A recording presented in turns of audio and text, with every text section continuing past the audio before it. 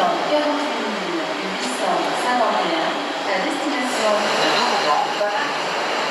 Prenez garde à la fermeture automatique des portes. Attention au départ.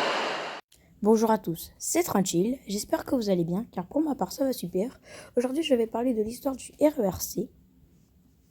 L'histoire est basée sur des faits que j'ai retrouvés sur internet ou sur des autres vidéos passionnées d'essai. Donc sur ce, je vous laisse et à tout à l'heure après l'intro.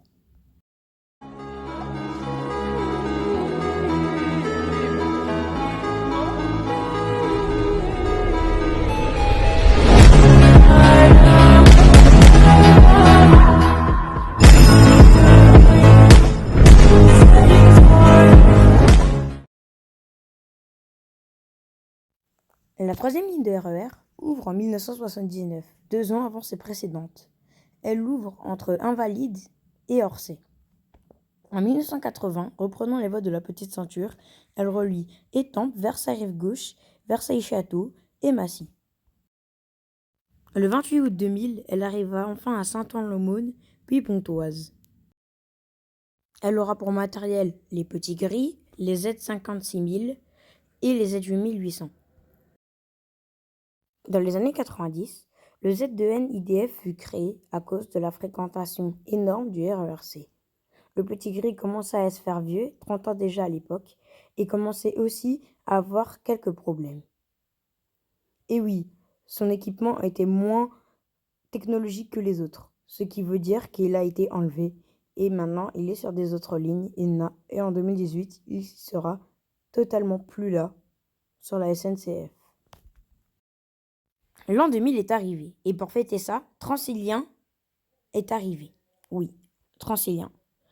Elle sera occupée de nouvelles livrées pour les Z2N et pour les VB2N. On aura aussi plein de nouvelles rames. Par exemple, on peut citer les NATS et les RIB, les Next génération des petits gris, on va dire. Le Transilien H sera créé pour exprès faire une désaturation du RERC. Elle relie Creil, elle relie Gare du Nord, Luzarches, Creil, Pierrelet. Elle relie aussi Pontoise et Armont et Beaune. J'ai oublié de préciser qu'elle a aussi le terminus Saint-Ouen-l'Aumône. En 2010. Dans les années 2010, la nouvelle livrée fut créée, la livrée Carmillon. Il y aura 3 styles. Il y aura le style Horizon et il y aura 2 autres styles dont je ne connais pas les noms. Mais c'est bien le style Horizon qu'on aura pris pour le RERC qui aura un intérieur plutôt futuriste. Et oui, on voit quand même une nette différence sur le style futuriste.